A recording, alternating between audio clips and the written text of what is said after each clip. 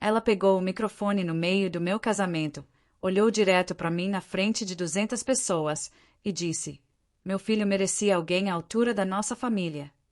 O salão ficou em silêncio. Eu senti cada par de olhos se virar para mim. Vi o rubor no rosto do meu marido. Vi as amigas dela tapando a boca com a mão, fingindo choque, mas os olhos brilhando de prazer.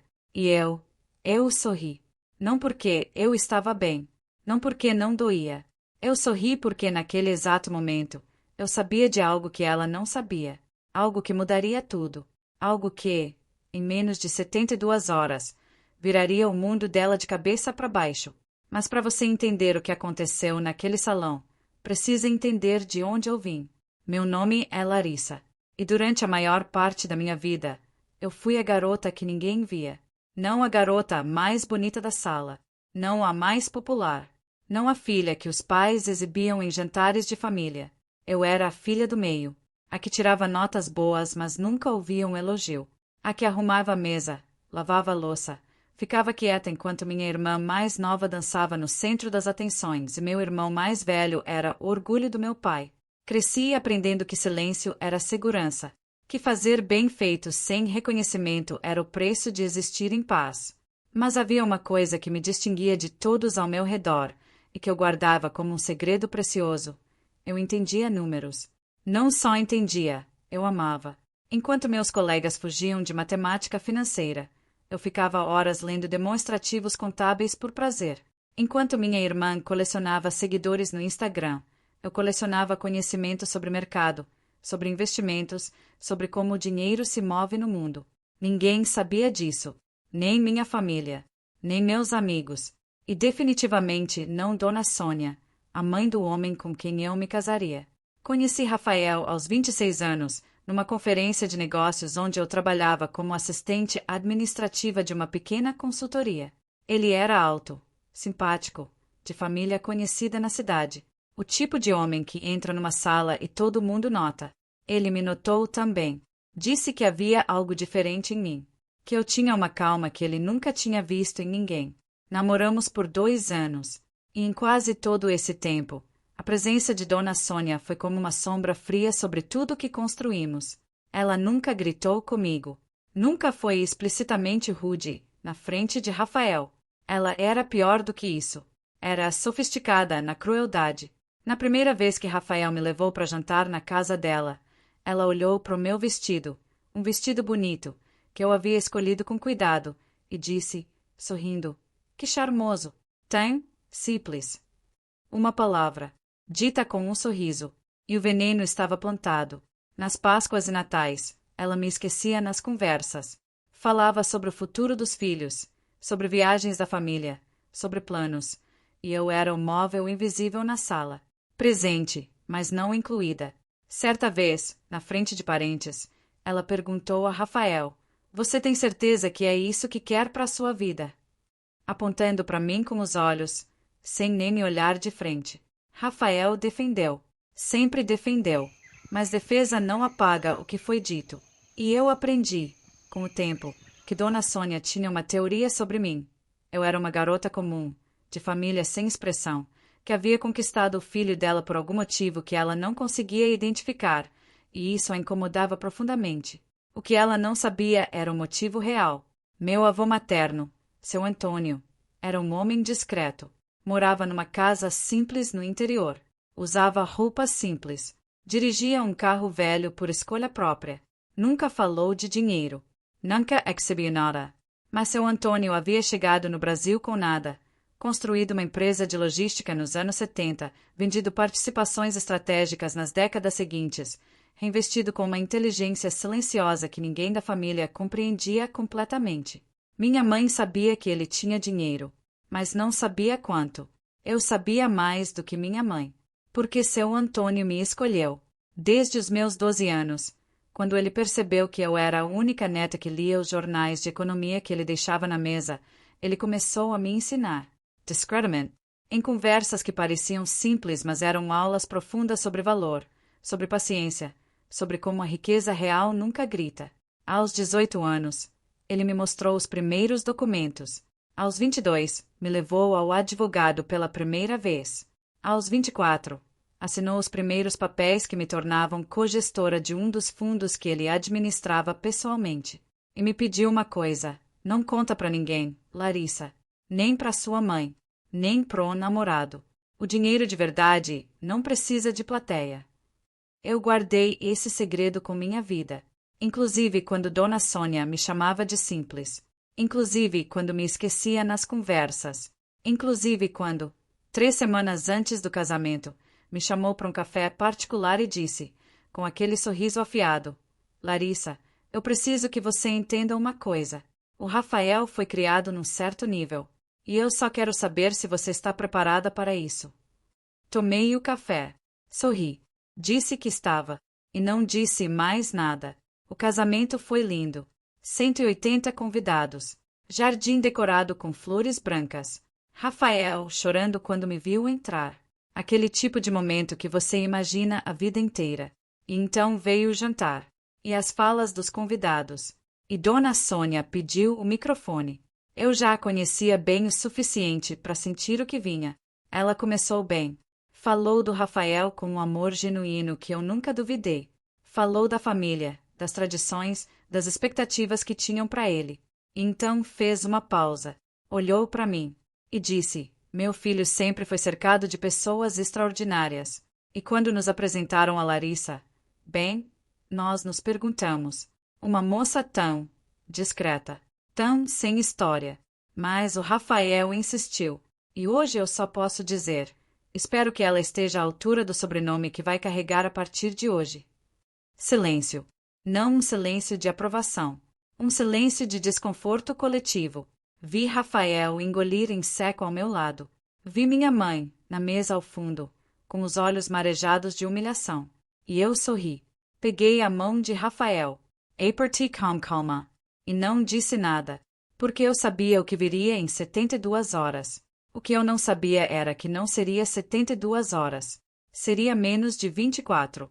Naquela mesma noite, enquanto Rafael e eu nos despedíamos dos últimos convidados, meu celular vibrou com uma mensagem do Dr. Henrique, o advogado de confiança do meu avô. Larissa, preciso falar com você urgentemente. Seu avô assinou os documentos finais hoje de manhã. A transferência está completa. Você precisa saber o número. Fui ao banheiro. Liguei pro Dr. Henrique. E ouvi um número que me fez sentar na borda da pia com as pernas tremendo. Não era o que eu imaginava. Era mais. Muito mais. Meu avô havia consolidado décadas de investimentos. Havia vendido uma participação estratégica numa empresa do setor de infraestrutura, uma venda que havia sido negociada em silêncio por meses. E havia transferido a maior parte do resultado diretamente para o fundo do qual eu era a principal beneficiária. O patrimônio total, naquele momento, ultrapassava 140 milhões de reais. Em meu nome. Fiquei no banheiro por 10 minutos. Respirei fundo. Voltei para a festa sorrindo. Meu avô me ligou na manhã seguinte, no nosso primeiro dia de casados.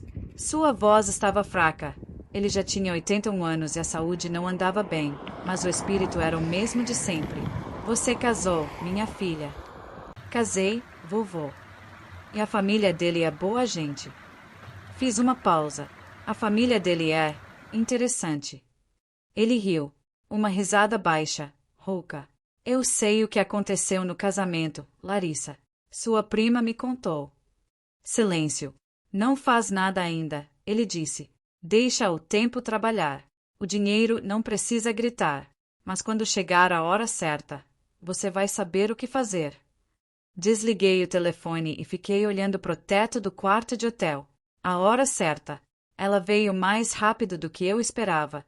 3 semanas depois do casamento, Rafael me contou sobre um problema sério. A empresa da família dele, uma construtora de médio porte que Dona Sônia administrava com o marido há 30 anos, estava em crise. Uma obra grande havia dado errado. Houve um problema com fornecedores, atrasos, penalidades contratuais. E um banco havia notificado sobre o vencimento de uma dívida significativa que a empresa não teria como honrar no prazo. Rafael estava desesperado. Eu nunca o tinha visto assim. A minha mãe não dorme. Meu pai fica no escritório até meia-noite. Larissa, Eles podem perder tudo. Eu ouvi tudo em silêncio. Por dentro, sentia um turbilhão de emoções que seria desonesto chamar de simples. Havia uma parte de mim que pensou: deixa. Uma parte pequena, humana, compreensível. Mas havia outra parte, maior, mais profunda, que sabia que ajudar não seria fraqueza, seria poder. Me passa os números da dívida, eu disse. Rafael me olhou sem entender. Larissa, isso não é coisa que você. Rafael. Falei com calma. Me passa os números. Liguei pro Dr. Henrique naquela tarde. Expliquei a situação. Pedi uma análise rápida da dívida, das condições, das garantias. 2 dias depois, ele me ligou de volta. Larissa, a dívida é administrável. Se você quiser intervir, é possível estruturar isso de uma forma limpa, sem exposição pública imediata. Eu quero fazer isso, eu disse, mas eu quero fazer do jeito certo. O jeito certo, que seria? Quero que a família saiba que foi eu, não de forma dramática, mas que saibam. Claramente. O Dr. Henrique entendeu. A reunião aconteceu na sede da construtora, uma semana depois. Estava presente o advogado da família, o contador, Rafael, o pai dele, um homem quieto e sério chamado seu Arnaldo, e Dona Sônia. Dona Sônia, que entrou naquela sala com a certeza absoluta de que a reunião era sobre salvar a empresa com recursos do próprio patrimônio familiar que ainda restava. Ela não sabia que eu seria a outra pessoa na mesa. Quando entrei com o Dr. Henrique ao meu lado, e ela viu meu rosto, a expressão dela foi algo que vou guardar para sempre. Não de forma cruel, mas porque foi genuína. Foi o primeiro momento em que Dona Sônia me olhou sem o filtro da condescendência. Foi um olhar de pura confusão. O Dr. Henrique abriu a pasta, apresentou os documentos, explicou a estrutura, uma holding familiar, da qual eu era a principal acionista, estaria disposta a adquirir a dívida do banco e renegociá-la em condições favoráveis, em troca de uma participação minoritária na construtora. Uma transação limpa, profissional, vantajosa para todos. Silêncio na sala. Dona Sônia olhou pro Dr. Henrique, depois para mim. Eu não entendo, ela disse, finalmente. De onde? Dona Sônia, eu disse, com voz calma e firme. Meu avô construiu um patrimônio ao longo de 50 anos. Ele me ensinou a administrá-lo. Aprendi bem. Pausa! Não estou fazendo isso para provar nada. Estou fazendo porque Rafael é meu marido, e o que é da família dele é meu também. Nos 2 sentidos. Seu Arnaldo fechou os olhos por um segundo. Quando os abriu, havia algo neles que nunca tinha visto antes. Respeito. Dona Sônia ficou em silêncio por um longo tempo. Depois, com uma voz que eu mal reconheci, mais suave, menor, humana, ela disse: Quanto? Quanto é o patrimônio total? O Dr. Henrique respondeu, e desta vez, foi Dona Sônia quem ficou sentada, imóvel, com as pernas sem força. Nos dias seguintes, o mundo da família mudou de uma forma que só quem viveu pode compreender. Seu Arnaldo me ligou pessoalmente para agradecer. Foi uma ligação curta, de um homem de poucas palavras, mas cada palavra pesava toneladas. Os cunhados, que até então mal tinham me dirigido a palavra, começaram a me incluir nas conversas, de forma estranha, às vezes, forçada, mas tentando. E Dona Sônia demorou. Foram 3 semanas de silêncio. 3 semanas onde eu percebi que ela estava processando algo que abalava a estrutura inteira da narrativa que ela havia construído sobre mim. Então, numa tarde de sábado, ela apareceu na nossa porta sem avisar. Rafael foi atender e voltou com uma expressão que eu nunca tinha visto nele. É minha mãe. Ela quer falar com você. Só com você. Sentamos na sala.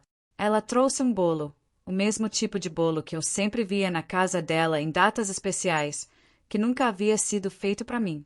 Ficamos em silêncio por um momento. Depois ela começou a falar. Não foi um discurso elaborado. Não foi uma performance. Foi uma mulher de 62 anos, com toda a armadura finalmente baixada, falando com uma dificuldade honesta. Eu fui injusta com você, ela disse. Não uma vez. Muitas vezes. e de formas que eu me contava que eram normais, mas no fundo eu sabia que não eram. Eu ouvi sem interromper. Eu tinha uma ideia de quem meu filho deveria escolher. E quando ele escolheu você, eu não entendi. E em vez de tentar entender, eu diminuí. Porque era mais fácil. Ela levantou os olhos para mim. O que você fez pela família? Nenhuma das pessoas que eu teria escolhido faria. Nenhuma. E eu precisei de um bom tempo para conseguir sentar aqui e dizer isso. Silêncio. Eu não peço que você esqueça. Só peço que você me dê a chance de ser diferente. Fiquei olhando para ela por um momento. Pensei em todas as noites em que aquelas palavras teriam bastado, e não vieram. Pensei no meu vestido simples, no jantar invisível, no microfone no meu casamento, e depois pensei no meu avô, na voz calma dele, no que ele havia me ensinado não apenas sobre dinheiro, mas sobre o peso de guardar rancor versus a leveza de seguir em frente com dignidade. Eu aceito, disse, mas vou precisar que as ações falem mais alto que as palavras. Ela assentiu, e pela primeira vez desde que nos conhecemos, ela me abraçou. Foi estranho, desajeitado, real. Meu avô faleceu 4 meses depois, numa manhã tranquila de maio, dormindo. Chorei de um jeito que não sabia que era capaz. Não só pelo amor, mas pela gratidão. Por tudo que ele havia me dado que não tinha preço. A crença de que paciência e inteligência constroem mais do que impulsividade e barulho. No funeral, quando os parentes finalmente souberam da extensão do que ele havia construído e do que havia me transferido, houve um momento de silêncio coletivo. Minha irmã me olhou com uma expressão que eu reconheci, a mesma que Dona Sônia teve na sala de reunião. Não respondi. Apenas segurei a mão da minha mãe. Ela estava chorando, mas havia algo nos olhos dela além da dor. Havia orgulho, o tipo que demora a chegar, mas quando chega, pesa bonito. Ele sabia, ela disse, baixinho. Ele sempre soube que você era diferente. Hoje, 2 anos depois daquele casamento, administro uma holding com investimentos em 3 setores diferentes. Tenho uma equipe pequena e brilhante. Trabalho de manhã cedo e termino no horário que quero. A construtora da família do Rafael se recuperou. Expandiu, até. Temos uma parceria formal, saudável, com limites claros. Dona Sônia e eu nunca seremos amigas íntimas. Mas somos respeito. Somos almoço de domingo sem tensão. Somos 2 mulheres que aprenderam a se ver de verdade. Rafael me olha de um jeito que mudou. Não porque descobriu quanto eu tenho, mas porque entendeu quem eu sempre fui. Você nunca me contou, ele disse uma vez, na cama, tarde da noite. Você nunca perguntou o que eu pensava sobre investimentos, respondi. Ele riu. Ficou quieto. Depois. Quantas outras coisas você sabe que eu ainda não sei? Sorri no escuro. Muitas. Às vezes penso naquele momento no casamento, no silêncio do salão, no microfone na mão dela, nas 2 centenas de olhos voltados para mim. E sei que, se eu pudesse voltar, não mudaria nada. Não o silêncio que mantive.